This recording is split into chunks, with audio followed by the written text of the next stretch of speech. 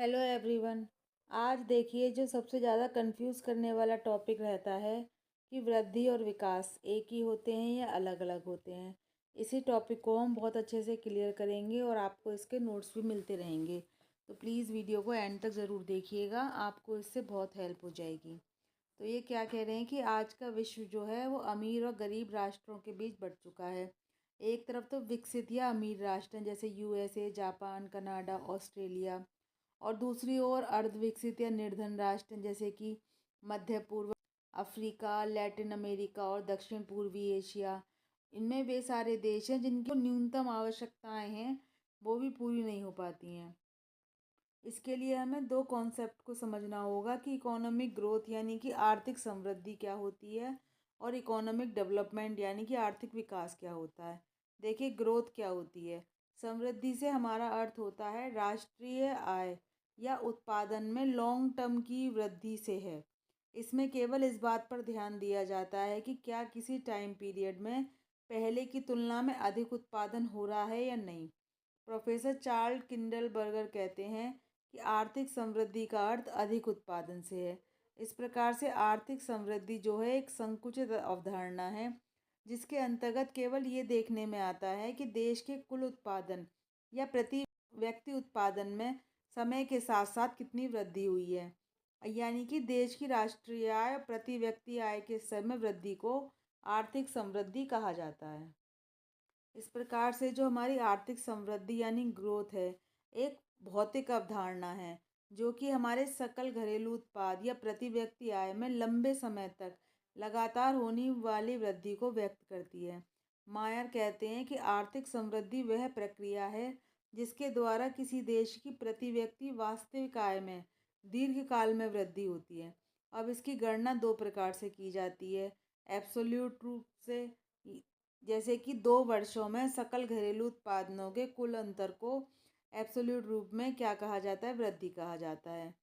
यानी कि जो हमारी जीडीपी होती है फैक्टर कॉस्ट पर, उसकी समृद्धि दर इज इक्वल टू वर्ष के अंत में राष्ट्रीय आय, यानी कि जो भी टाइम पीरियड में हमारा जीडीपी रहा फैक्टर कॉस्ट पर, माइनस वर्ष के शुरू में राष्ट्रीय आय, यानी कि T-1, मतलब वर्ष के शुरू में ले लिया और वर्ष के एंड में ले लिया। इसको जब माइनस करेंगे तब हमें पता चलेगा क्या हमारी समृद्धि दर थी। छोटा सा एग्जाम्पल है, मान लीजिए स्टार्टिंग में 10 थी, लास्ट में 20 हो गई, तो सिंपल सी हमारी 10 रही।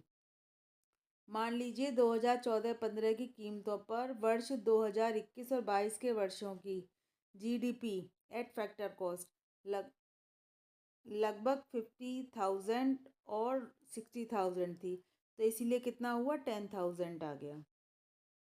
अब देखिए इसकी विकास दर यानी कि इसकी रेशो कैसे निकालेंगे।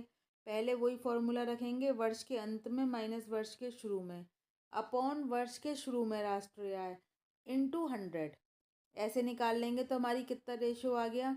जो हमारा निकल कर आया है वो है हमारा 20%, यानी कि 60,000 माइनस 50,000 अपॉन 50,000 इंटू 100, तो कितना आ गया ये 20%। तो अब ये जो वृद्धि है हमारी, ये 3 प्रकार की होती है, प्रगतिशील, अधोगामी और स्थिर। प्रगतिशील यानी प्रोग्रेसिव, इसमें आय की वृद्धि दर जनसंख्या वृद्धि दर से अधिक रहती है और प्रति व्यक्ति आय बढ़ती हुई होती है। यानी जो हमारी आय की जो वृद्धि है वो जनसंख्या की वृद्धि से ज़्यादा रहती है और हमारी पर कैपिटा इनकम भी बढ़ती हुई होती है। देखिए, आपको पता है कि इकोनॉमिक्स में इनकम को जो हम दिखाते हैं वो वाई से दिखाते हैं और हमारी पॉपुलेशन को हम पी से दिखाते हैं। डेल्टा वाई का मतलब है हमारा पहली हमारी आय और लास्ट हमारी आय, ठीक है। और डेल्टा पी का मतलब है पहले हमारी पॉपुलेशन और बाद की हमारी पॉपुलेशन।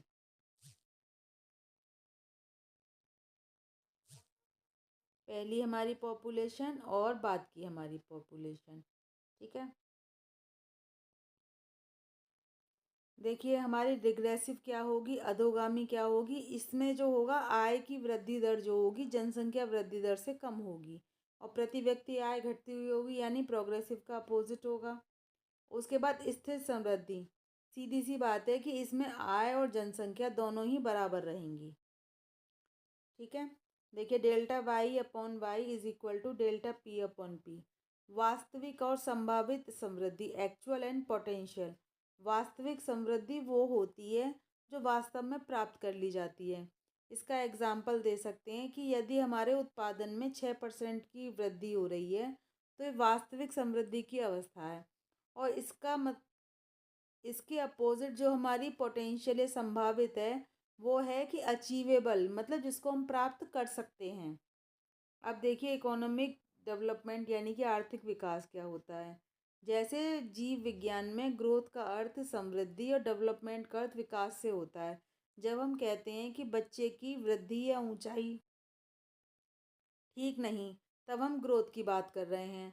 परंतु डेवलपमेंट में कई सारे कॉन्सेप्ट देखे जाते हैं। इसी तरह से कह सकते हैं कि वृद्धि को विकास का एक पार्ट कहा जाता है, यानी कि विकास जो है एक ये बड़ा कॉन्सेप्ट है, ब्रॉड कॉन्सेप्ट है, और वृद्धि उसका एक पार्ट है। अगर हम ह्यूमन के बारे में बात करें तो वृद्धि जो है वो एक समय तक ही होती रहती है। जैसे हमारी फिजिकल है ग्रोथ है, एक समय तक ही होती है, उसके बाद रुक जाती है। लेकिन डेवलपमेंट तो लाइफ टाइम चलता ही रहता है। जब तक हम मरते नहीं हैं तभी तक हमारा डेवलपमेंट होता रहता है। डेवलपमेंट का मतलब हमारी नॉलेज के इंक्रीमेंट से भी है कि हम प्रतिदिन कुछ ना कुछ सीखते ही रहते हैं। इसीलिए समृद्धि का अर्थ है प्रति व्यक्ति वास्तविक आय या फिजिकल जो भी हमारा प्रोडक्ट है उसमें वृद्धि से है। जबकि आर्थिक विकास में सब कुछ आता है, सामाजिक, सांस्कृतिक, राजनीतिक, नैतिक, सब कुछ। अब ये राजनीतिक विकास से देखिए क्या है, परंपरागत दृष्टिकोण भी है, आधुनिक भी है। परंपरागत यानी क्लासिकल क्या मानते थे, वास्तविक राष्ट्रीय आय में वृद्धि, वास्तविक प्रति आय में वृद्धि। और आधुनिक क्या मानते थे, सामाजिक कल्याण में वृद्धि। अब ये देखिए जो पहला है हमारा वास्तविक राष्ट्रीय आय में वृद्धि, तो इससे रिलेटेड कुछ डेफिनेशन है जो मेयर और बॉल्डविन ने दी हैं। आर्थिक विकास एक प्रक्रिया है जिसके द्वारा दीर्घकाल में एक अर्थव्यवस्था की वास्तविक राष्ट्रीय आय में वृद्धि होती है। और वास्तविक प्रति व्यक्ति आय से संबंधित क्या है, विलियमसन और बैट्रिक कहते हैं आर्थिक विकास या प्रगति से उस प्रक्रिया का बोध होता है जिसके द्वारा किसी देश अथवा प्रदेश के निवासी उपलब्ध साधनों का प्रयोग प्रति व्यक्ति वस्तुओं के उत्पादन में लगातार वृद्धि के लिए करते हैं। सामाजिक कल्याण में वृद्धि संबंधी परिभाषाएं, कोलिन क्लार्क कहते हैं आर्थिक विकास से अभिप्राय कल्याण में होने वाली वृद्धि से होता है। आर्थिक विकास की विशेषताएं क्या हैं, ये एक प्रक्रिया है। आर्थिक विकास एक प्रक्रिया है। प्रक्रिया से आशय अर्थव्यवस्था में संरचनात्मक तथा संस्थागत परिवर्तनों से होता है जिनसे साधनों की पूर्ति और वस्तुओं की मांग संरचना में परिवर्तन होता है। साधनों में पूर्ति में परिवर्तन से अर्थ है जनसंख्या, उत्पादन साधन, पूंजी उत्पादन, तकनीक, अन्य परिवर्तनों से है।